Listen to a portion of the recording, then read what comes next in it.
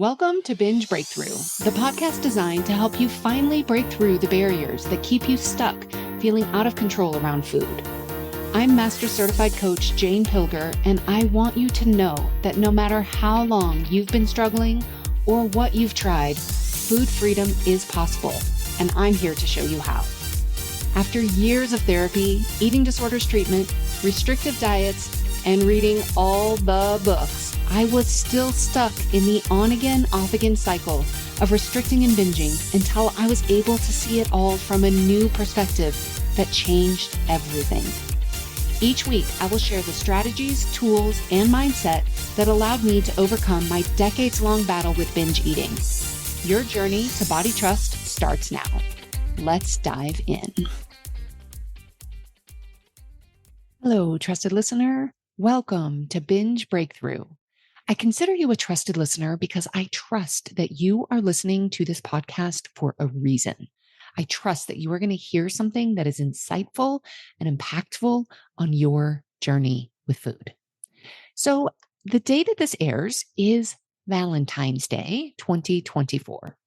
And I thought, I got to thinking about what would be a great topic to talk about on Valentine's Day. And initially I thought self-love. Self-love would be a great topic. Then when I really got to thinking about Valentine's Day and Valentine's Days past, especially for me specifically, I thought, no, what I really want to talk about is romantic relationships and how binge eating impacts romantic relationships. I think most of us who have experienced or do experience binge eating or really any struggles and challenges with food and with body image, we know that it does impact our romantic relationships. But I think so often we don't really understand how it impacts. We don't really look at it closely. We kind of maybe we're aware of it. Maybe we are just so ashamed and in judgment about everything else that we're doing that we don't want to look at it. And that's really often what happens is we just don't want to look. When we don't want to look at something, that is a great sign that shame and judgment are at play. So if we remember, if you've heard me talk before about shame and judgment are the number one thing that will keep us in the cycle. Shame and judgment don't cause the cycle. Other things start the cycle, but it's the shame and the judgment that keep us in it, that keep us inside the cycle, unable to get out. It's like that 50-pound weight on the top of the hood of your car that prevents us from looking under the hood to see what's really going on here. So when we're in shame and judgment, we don't want to look at something. So what I'm encouraging you to do today is to think about romantic relationships, think about your romantic relationships, and think about how your binge eating or your eating and body image struggles impact your romantic relationships. So for me, Valentine's Day, the reason that this is kind of so front of mind for me at Valentine's Day, I've shared this story, I think on a couple of podcasts before, but if you haven't heard the story, one year on Valentine's Day, this was many, many years ago, but typically on Valentine's Day, my husband and I will either go out to eat or a lot of times we'll do something at home. We'll kind of just cook a fancy meal at home together. And we rarely do gifts. Neither one of us, if you're familiar with the 5 Love Languages, that incredible book, neither one of us speak or receive love through gifts, which we both think is pretty great. So we don't really do gifts very often. On occasion we will, but it's not expected. We buy each other cards and words of affirmation, quality time, those acts of service, physical touch. All 4 of those really are part of our relationship, but gifts not as much. Well, anyway, one year on Valentine's Day, my husband had actually purchased me a gift, and it was a nice gift. It was a beautiful, it would be great if I had it on right now, but I don't. It is a beautiful sapphire and diamond ring. It's just a bunch of little tiny sapphires and diamonds all lined up together. Gorgeous ring. I had showed it to him at a jewelry store at some point. I think a few weeks before, I had been at this jewelry store shopping with some other friends, and I saw it and I showed it to him, not really thinking he would buy it for me. I just thought it was beautiful. Well, anyways, on this Valentine's Day, he had been at work all day, and we had plans. We were planning. I'm pretty sure we were planning to go out to eat, and so he had been at work all day, and I binged that day, and I ate a lot of food, and I pretty much decided, as often would happen, that I'm not going out. I am not like basically just it's a no. I'm not going out. We are not doing this. I know he'll be upset, but I don't really care. Like I cannot get up off of this couch. I am not going to dress up. Like I pretty much was in pure collapse. So he came home and he was so excited. He was really looking forward to the date and to the evening. And he was looking forward to how excited I was going to be when I saw the ring, which he knew I was not going to be expecting. And as you can imagine, when he got home to me on the couch, feeling physically miserable and emotionally just ashamed and frustrated and hopeless and defeated, it was challenging for him, and it was challenging for me too. And I basically just said, like, I can't do it. No, like, I'm not going out. I won't do it. He was upset. I was upset. It was a very challenging time for us. Now we did manage to, we talked about it. I think we ended up spending a lot of time probably talking about it. I'm sure there were a lot of tears. And what we ended up doing was the next night, we basically had a do-over, and we got dressed and we had a lovely evening and it was amazing. But there was, for me, that day and that particular event is kind of just one of those like pivotal moments for me that I just think when I just think, oh, that was so hard. That was such a hard thing for us and for our romantic relationship, or just our relationship, period. And many of us have all kinds of stories. I could tell you a lot more stories. I share this one because this one is just kind of like, oh, it hits me a little more in the heart for a lot of reasons. So I invite you to just get curious about, as I share this story, you probably have your own. You might be thinking of your own instance of somehow, sometime, some way that your challenges with food, your challenges with your body kept you impacted in a negative way, impacted your romantic relationship. So here are kind of three things that I see how binge eating, how our struggles with food in our body impact our romantic relationships. So, reason number one is that it disconnects us. When we binge, when we kind of use food to disconnect from ourselves, from our experience, whether we're trying to disconnect from emotions, whether we're trying to, I find that a lot of times the binging happens because of disconnection. It is either a reason to disconnect, or maybe it is a result of having disconnected from our physical cues, whether it's our hunger, if we've been disconnected from our body is trying to tell us about the physical needs we have from food, or maybe we are trying to protectively disconnect us from a felt sense that something is not okay. But either way, it is a disconnection. When we disconnect with food, we also disconnect from ourselves, and we end up disconnecting from other people. So it truly is, the whole act of it is a disconnection, and we can't be connected with other people when we are disconnected from ourselves. So this disconnection can happen in a lot of different ways. It might be canceling events. I have done this so many times, just basically deciding, no, I'm not going to go.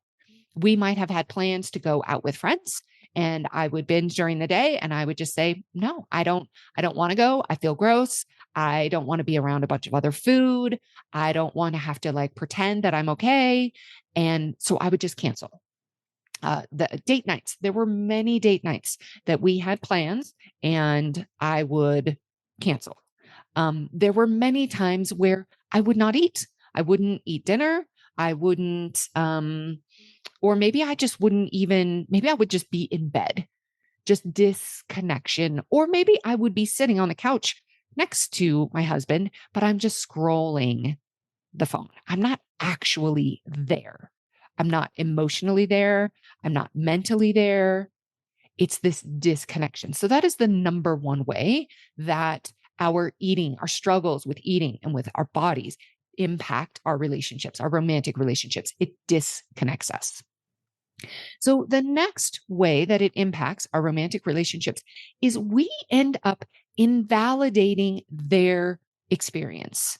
And I don't think we do this intentionally. We're certainly not intending to invalidate them or intending to tell them that they don't know what they're doing or what they're talking about.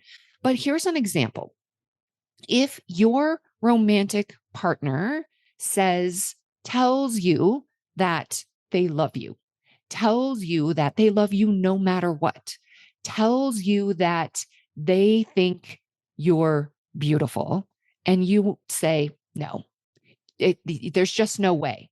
You couldn't possibly love me because I look this way. You couldn't possibly love this body.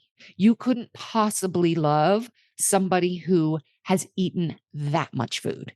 You couldn't possibly love somebody who said they were going to do one thing and did an entirely different thing. We basically invalidate them and we say, no, that's not true. Now, I don't want to speak for everybody.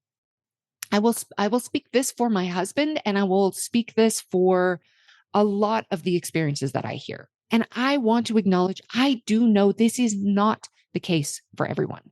I do know that not everyone is involved in a romantic relationship with a partner who does love them no matter what, who does tell them things that they truly do believe. So it is important for you to know your romantic partner. And for your sake, I want you to be in a relationship with somebody who values you for more than what you look like or what you eat. And if you are in a relationship with somebody who only values you for what you look like and what you eat, I encourage you to just take a really hard look at that relationship and decide if that's really a supportive and nurturing and sustainable relationship. Now, here's what I know for myself and for my husband. My husband would not tell me something that he did not believe. When my husband tells me, I love you, I don't care what you ate, I love you. I don't care what your body looks like. If you have 10 extra pounds, 20 extra pounds, 20 less pounds, 50, 60, I don't care. What he cares about is me as a person. What he cares about is when he sees me in pain, when he sees me in judgment and in loathing. That's what he cares about. He wants the best for me. And yes, he does care when he comes home and I'm miserable and he's been looking forward to something and I disconnect from him. Yes, he cares about that. Absolutely. But when I tell him, you couldn't possibly love me, it's not possible. That's not true. We're invalidating them. Now, here's what's really important for all of us to know. When our experiences and our feelings get invalidated, it is actually damaging to the brain. Think about this for yourself. Did you ever have a time when you were a child when you were invalidated? When somebody said, "Oh, come on, it's not that big of a deal. Don't be so upset. Oh, that didn't really happen. Oh, you don't really feel that way." It's invalidating.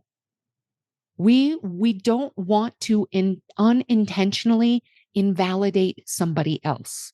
If you're in a romantic relationship and they tell you, I love you no matter what.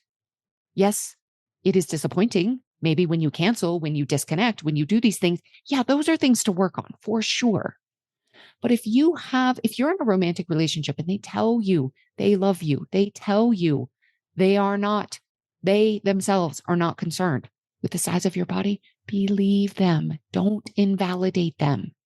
That's creating even more disconnection and even more of a rift in the relationship. So that's the second way that it impacts us. Now, the third way that it impacts us is that we don't seek to understand their experience. What is it like for them? And we really don't. We don't understand their experience. I know for me, for a long time, I didn't even tell my husband until years after we were married about my binge eating. And for a long time, even after I told him that I binged, I still didn't let him in. I didn't let him in to tell him, here's what it looks like. Here's what happens in my head when it's happening. Here's why it's so hard for me to reach out to you, like while it's happening. There's no way I would not tell him any of that in the beginning because I had this thought that he didn't understand. He didn't understand and he couldn't understand. He never had these struggles with food. So he didn't. And it's true that he didn't understand. But if I wasn't going to share with him, how was he supposed to understand ever? He wasn't going to just like absorb this information through just being next to me while I was miserable on the couch. That is not how it works. So once I realized, oh, he can't understand me if I don't talk to him, if I don't tell him about what's going on, then there was more ability for him to understand what was going on for me. Now, the other thing I didn't do for a long time, I didn't ask him, what is it like for you when you come home and you've been looking forward to this all day? What is that like? What is it like for you when you come home and you see me on the couch? What is it like for you when you see me some days feeling good and confident and able to have these interactions with others, and other days I'm not? What is it like for you? I never asked him that question for years. And the reason I didn't is because I was so in my own head about everything that was going on with me. I was very all consumed. I was all consumed with myself and with what I was eating and with the size of my body. And if it was getting bigger, I was so consumed with myself. I did not even try to understand what was happening for him. The other thing that was really fascinating for me to now look back and see, he was trying to protect me in that. And not everybody does this. There are for sure some romantic partners who are like, I'm going to tell you exactly how I feel when you cancel things or when you don't show up or when you don't do what you say you're going to do. Some people may have more of an anger response and tell you exactly how they feel. My husband was more of I don't want to do anything else to make you binge or suffer any more than you already are. So he then was being very quiet. He was suffering a lot as well, but he felt like he couldn't share it with me because he was trying to protect me. He was afraid that what he said might have me go more into shame, more into judgment, and end up binging and suffering even more. So in that case, then I really wasn't understanding because after a while, he started to become more vocal. I think he started to realize I can share, and it's important for me to share the truth for me. This isn't only you being in pain. You being in pain actually is painful for everyone here. So that's the third way that it impacts us. So the first, it disconnects us. The second, we end up invalidating their experience. And third is we don't understand what it's like for them. We don't understand their experience. So the question I would have you ask for yourself, if you are in a romantic relationship, ask yourself this question: what is important to me about my relationship? What is the most important part? Spend some time, reflect on this. If you are a person who likes to journal, write about this. Spend some time. What is important to me about my romantic relationship? For me, the most important part, it's who he is. It's not what he does or what he looks like. It is fundamentally who he is as a person. We have shared values. We have values for our marriage that we put together a long time ago, that we have posted, that we keep front and center for us to really know and remember what is the most important thing for us. And for us, it's connection, it's joy, adventure, love, and passion. All of these things, connection, joy, adventure, love, passion, they are all possible no matter what or how much I've eaten, or no matter what my body looks like. All of those things are available. Okay, so now what do we do?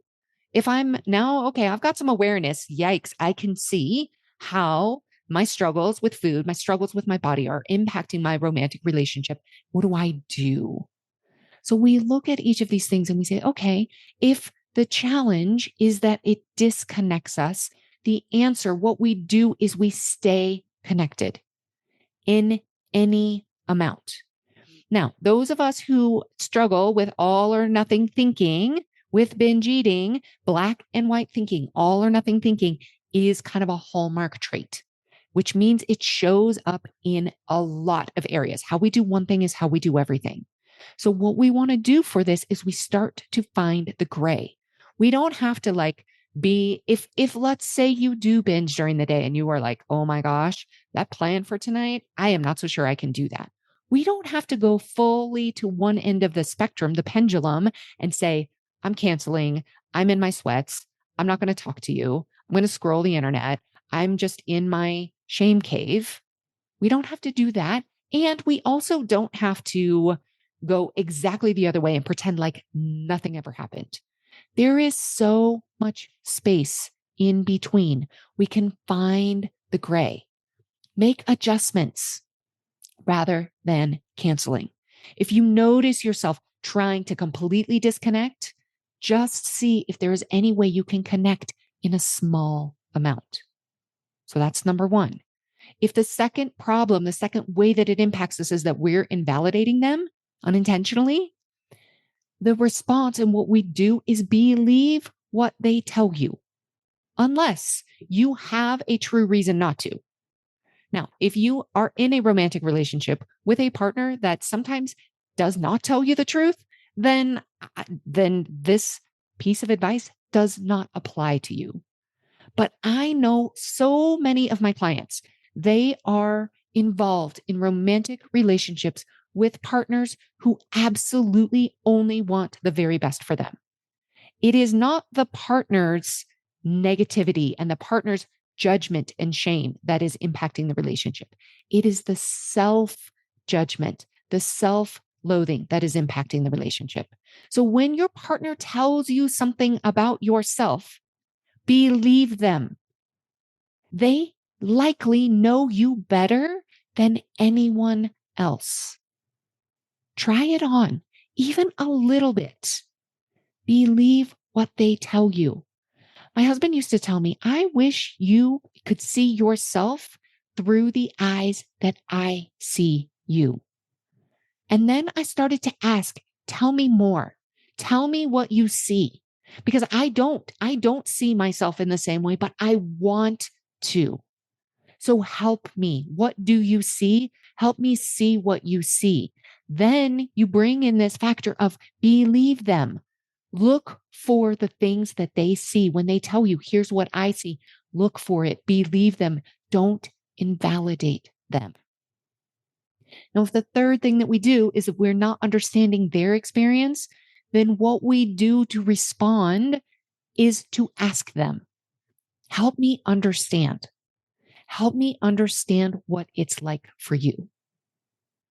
And if we can go into this with curiosity, with empathy, with openness, it will open up an entire new world for you. Now, we have to be careful that you don't go into shame and judgment and self-loathing. of, oh, I can't believe I do that. I'm so wrong. I'm so terrible. That's not what we want. Help me understand. We also want them to know and always remember it is never their job to fix us, ever.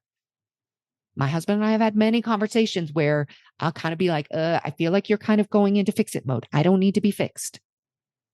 Sometimes we just want to be understood. Maybe we want to be heard. Maybe they also want to be understood and heard. So what I encourage you to do is to stay connected, to believe what they tell you, unless you have a reason not to, and to ask them what it is like for them. Help me understand what it's like for you. Also, and most importantly, get clear on what is important to you in the relationship and stay committed to that no matter what.